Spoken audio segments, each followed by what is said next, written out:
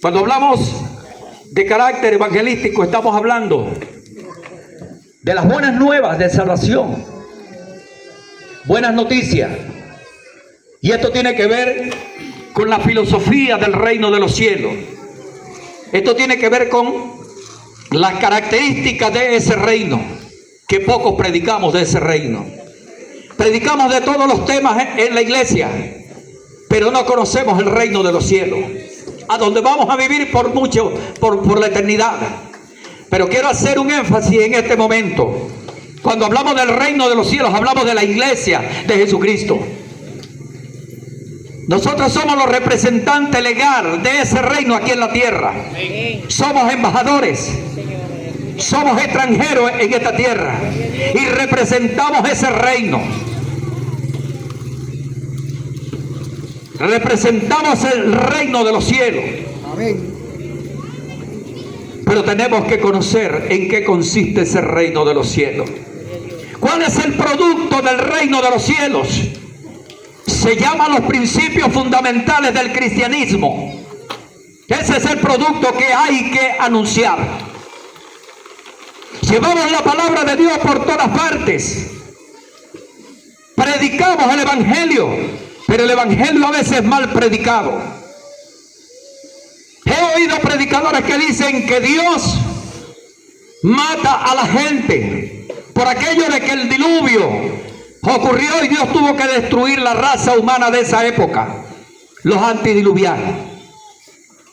Sin embargo, cuando venimos a la época de la gracia o la era de la gracia establecida por nuestro Señor Jesucristo bajo el nuevo pacto, conseguimos ahora la gracia, misericordia y perdón. El evangelio consiste en la gracia que viene por el amor de Dios. La gracia de Dios es el amor inmerecido que Dios le regala a los seres humanos. Eso es gracia. No nos merecíamos la salvación, pero Dios nos la dio porque quiso. Ninguno de los que estamos aquí merecía ser cristiano o ser salvado. Porque cuantos todos pecaron están destituidos de la gloria de Dios.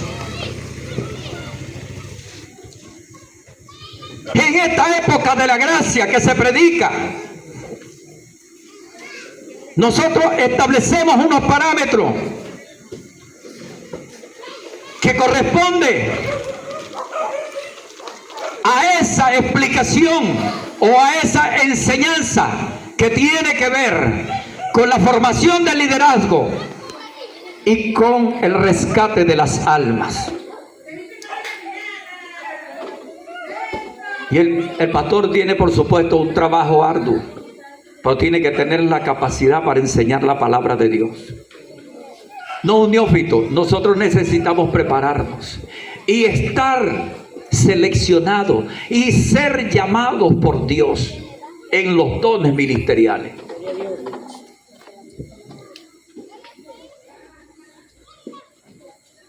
Cuando el Señor Jesucristo empezó a predicar por un espacio de 3 años, no duró mucho su ministerio. Lo primero que hizo el Señor fue reclutar unos discípulos. Porque el liderazgo es donde se sostiene la iglesia del Señor.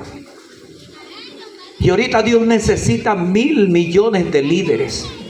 Y la palabra líder no aparece en la Biblia, pero se usa para describir a aquel que ha sido llamado por Dios para estar al frente de una obra y formar parte de un liderazgo. Hombres escogidos, mujeres escogidas,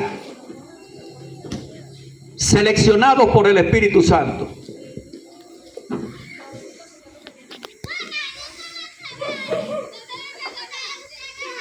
Para los amigos, esta es la palabra.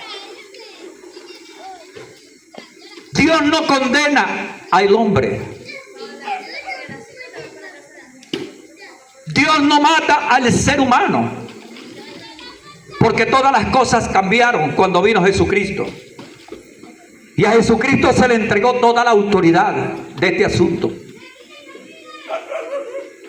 Cuando Cristo estableció su iglesia, cambiaron las leyes. Es decir, la ley fue abolida.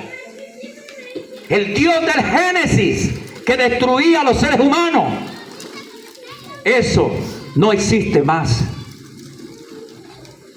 Toda potestad me da en el cielo y en la tierra. Jesucristo recibió toda la autoridad por cuanto Él fue el que murió en la cruz del Calvario. Jesucristo es plenamente Dios, con los mismos atributos del Padre y del Espíritu Santo. Y es la única persona que puede salvar, que puede restaurar al ser humano. En ningún otro hay salvación, porque no hay otro nombre bajo el cielo dado a los hombres en el cual podamos ser salvos. Jesucristo nuestro Señor. Colosenses dice que en Él estamos completos, en el que es la cabeza de todo principado y toda potestad. Hay que hablar de Jesucristo. Nuestro mensaje tiene que ser cristocéntrico. La figura central de todos los mensajes y todos los sermones se llama Jesucristo. Gloria. Podemos pasar la vida leyendo la historia del Antiguo Testamento. Cristo quiere que hables de Él. Y será predicado este evangelio del reino en todo el mundo para testimonio a las naciones. Amén. Y luego vendrá el fin. Y hay predicadores que condenan, que son lapidarios, condenando a la persona de que Dios los va a matar. Eso no es así, hermano. Eso no es así. Porque no envió Dios a su Hijo al mundo para condenar al mundo, sino para que el mundo fuera salvo por Él. Tu rebeldía te castigará y tu pecado te condenará. Eso es lo que te condena. El pecado condena a las personas y los lleva a la muerte. Gloria a Dios. Aleluya. La rebeldía consiste en que tú no quieres venir a Dios, porque no quieres que tus obras malas sean reprendidas. El evangélico tiene unos lineamientos y unos parámetros establecidos por Dios en la Biblia. Por eso es que todo el mundo no es cristiano de verdad, ¿verdad? Se necesita tener una comprensión clara de qué es ser cristiano.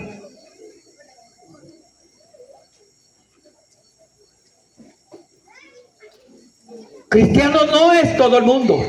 Gloria a Dios. Un verdadero cristiano es una persona que se ha rendido a Dios y está cambiando. Y hay frutos, hay señales de ese cambio. Es un comportamiento, porque es el carácter de Dios, la naturaleza nueva de Dios en esa persona.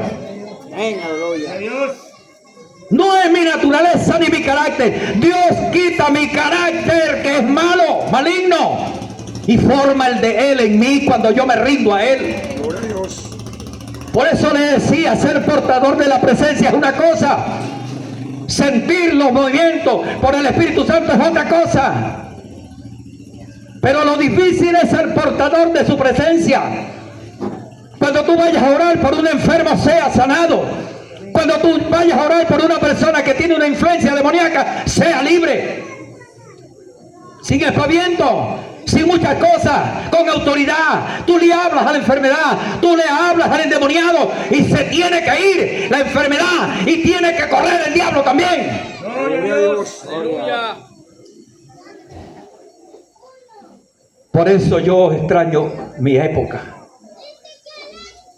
Nosotros hacíamos actividades evangelísticas en nuestra iglesia y salíamos a las 2 de la mañana, porque todo provocaba era quedarse ahí, porque era un derramamiento del Espíritu Santo. Habían dones que se movían, que repartía el Espíritu Santo. Había sanidad y milagros.